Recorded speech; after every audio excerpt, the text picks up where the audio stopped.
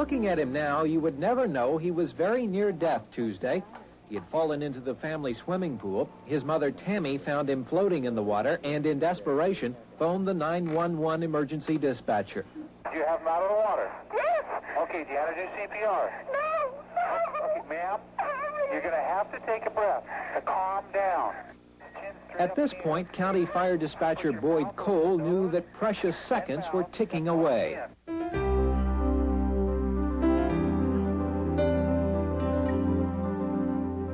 I was thinking about my 2-year-old and our pool and whether my wife would be able to do it or not. Finally, little Andrew began to breathe on his own. An ambulance arrived just 4 minutes after the call, and he was rushed to the hospital. He's now in good condition and is responding well to treatment.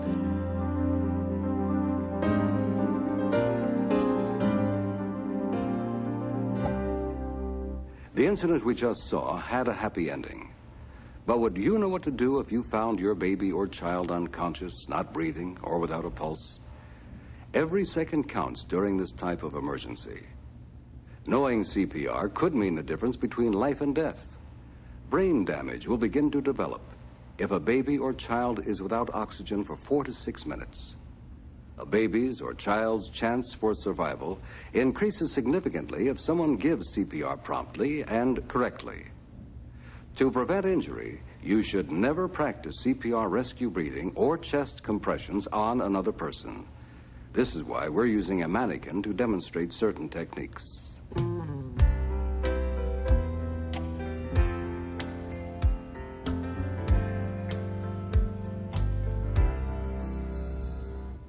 When a child appears to be unconscious, you must first verify this condition by gently shaking the shoulder. Are you okay? Are you okay? An unconscious child will not awaken, and the arms and legs will be limp. If the child does not respond, call out for help.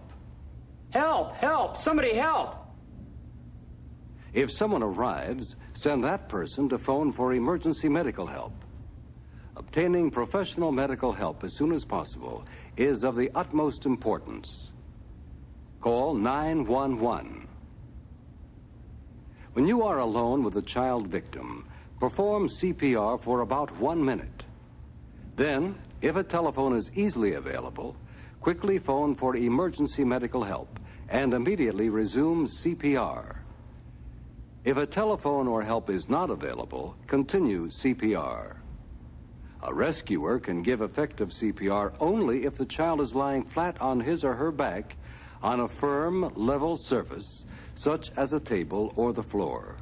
If you need to reposition the child, support the head and neck with one hand and carefully roll the entire body towards you without twisting it. Do not prop up the head. Next, begin CPR by using the ABC steps: airway, breathing, and circulation. Step A, the first step, is to open the child's airway using the head tilt chin lift maneuver. Usually the tongue is the most common cause of a blocked airway in an unconscious child. To begin, tilt the child's head back by pressing on the forehead with one hand. Next, place the fingers of the other hand under the jaw on the bony part of the chin.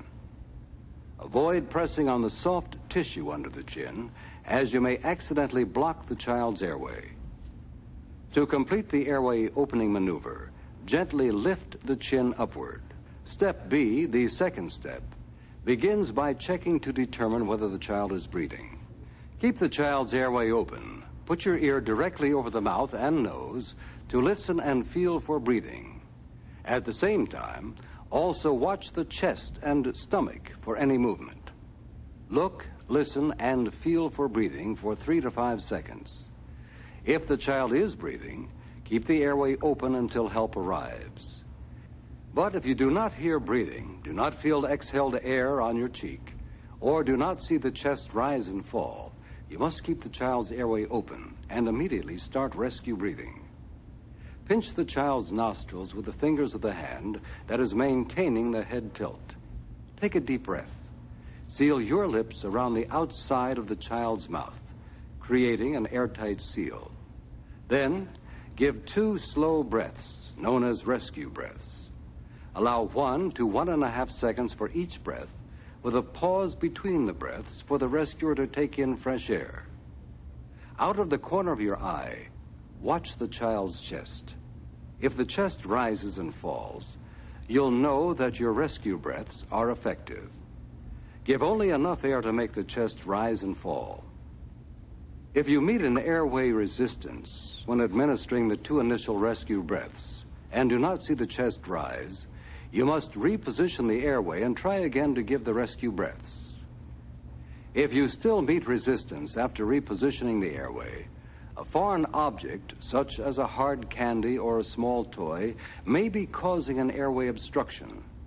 Before continuing rescue breathing, you would need to remove the foreign object from the airway. Later, we will show you how to do this. After successfully giving the 2 rescue breaths, Step C, the 3rd step, which is circulation, begins by feeling for a pulse. To check the pulse of a child, place your index and middle finger on the child's windpipe. Do not use your thumb. Slide your fingers to the side of the neck. Gently press in against the soft part of the neck in the groove next to the windpipe. Check for a pulse for 5 to 10 seconds. When there is a pulse, but the child is not breathing, only rescue breathing is necessary. Give 1 rescue breath every 3 seconds or 20 times a minute.